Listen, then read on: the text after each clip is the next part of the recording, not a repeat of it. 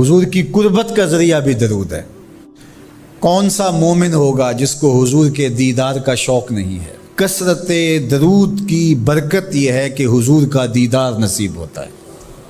حضور کا دیدار نصیب ہو جائے تو بتاؤ اور کیا چاہیے؟ اللہ اکبر۔ فرمایا جو میرے اوپر ایک مرتبہ درود بھیجتا ہے اللہ اس پر 10 رحمتوں کا نزول فرماتا ہے۔ اور ایک حدیث میں آیا جو ایک مرتبہ میرے اوپر درود بھیجتا ہے اللہ اس کے 10 گناہ معاف کرتا ہے، 10 درجے بلند کرتا ہے اور 10 رحمتوں کا نزول فرماتا ہے۔ تو درود پڑھا حضور پہ کام اپنا بن رہا ہے۔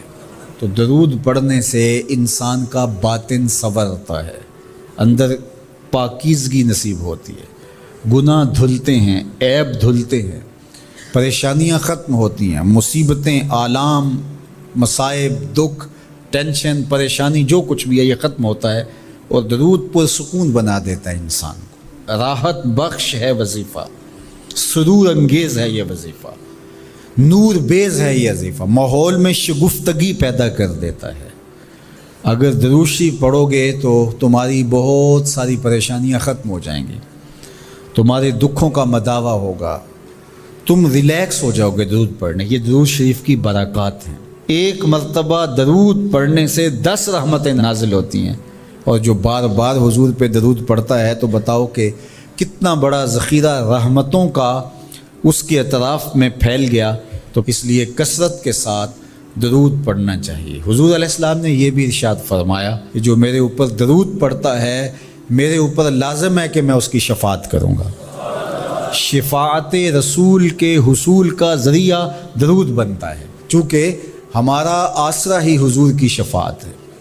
وہ دامن شفاعت کھولیں گے تو ہم گناہ گاروں کا کام بنے گا، اور وہ نصیب کیسے ہوگی حضور علیہ السلام کی شفاعت؟ کثرت درود سے۔ یہ بھی ارشاد فرمایا آقا کریم نے قیامت کے دن میرے سب سے زیادہ قریب وہ ہوگا جو کثرت کے ساتھ میرے اوپر درود پڑھنے والا ہو۔ اللہ کا فرشتوں کی مجلس میں حضور کی ثنا کرنا یہ درود ہے، حضور کی مدح فرمانا، محبوب کی شانوں کو بیان فرمانا۔ یہ صحیح بخاری میں صلاۃ کا ترجمہ حضرت ابو العالیہ رضی اللہ تعالی عنہ سے کیا گیا ہے۔ تو پھر درود کا مفہوم بہت وسیع ہے۔ حضور کی مدح و توصیف، حضور کے حسن کا بیان، حضور کے خصائل کا عنوان، آقا کریم کے شمائل کا تذکرہ، حضور علیہ السلام کے فضائل کی باتیں، حضور کی عظمتوں کا عنوان، یہ سب کچھ درود کے زمرے میں آتا ہے۔ اور پھر ساتھ صیغہ بھی درود کا ہو اور اس میں شانیں بھی حضور کی ہوں، جس طرح درود تاج میں ہے، تو اس میں حضور پر درود بھی بھیجا گیا اور ساتھ حضور کی عظمتوں کو بھی بیان کیا گیا۔ تو یہ ایک خوبصورت گلدستہ بن گیا۔ درود شریف کے جو مفاہیم بیان کیے گئے ہیں ان سب مفاہیم کو یہ اپنے جلو میں لیے ہوئے ہے یہ درود۔ تو کثرت کے ساتھ حضور علیہ السلام پر درود پڑھنے کی تلقین فرمائی گئی۔ حضرت ابی بن کعب رضی اللہ تعالیٰ عنہ فرماتے ہیں کہ آقا کریم نے ترغیب دی درود شریف پڑھنے کی، باقی امور اور عبادت، ذکر، فکر، تو میں نے عرض کی، ارشاد فرمائے کہ میں آپ پر کس مقدار میں درود پڑھوں، کتنا وقت، کتنا درود پڑھوں؟ تو آقا کریم نے فرمایا ما شئت، جتنا تم چاہو۔ فرماتے ہیں میں نے کہا میں 4تھا حصہ درود پڑھوں گا، باقی 3 حصے دیگر عبادات اور دیگر وظائف، اذکار بجا لاؤں گا۔ فرمایا جس طرح تم چاہو، جو تمہاری مرضی، لیکن اگر درود کی مقدار کو بڑھا دو تو تمہارے لیے بہتر ہوگا۔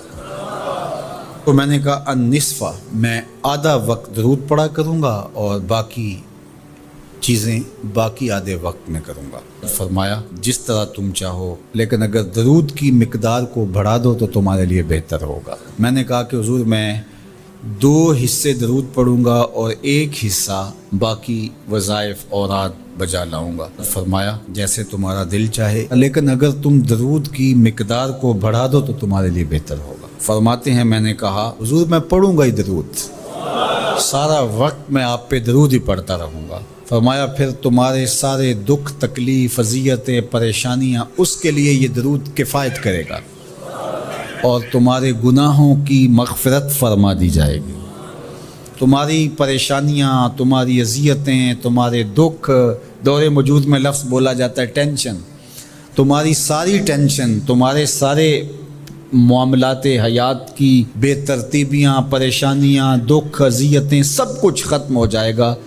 درود سب دردوں کا مداوع ہو جائے گا، سب دکھوں کا علاج ہو جائے گا، سب پریشانیوں کا حل ہوگا، سب مصیبتوں کا مداوع بن جائے گا، اور ساتھ ساتھ تمہارے گناہ بھی بخش دیے جائیں گے۔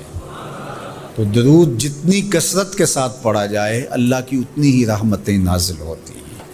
تو باقی وظیفے، باقی اوراد وہ بھی فضل و شرف والے ہیں، لیکن حضور نے فرمایا کہ پھر تمہارے لیے ایک درود ہی کافی ہو جائے گا۔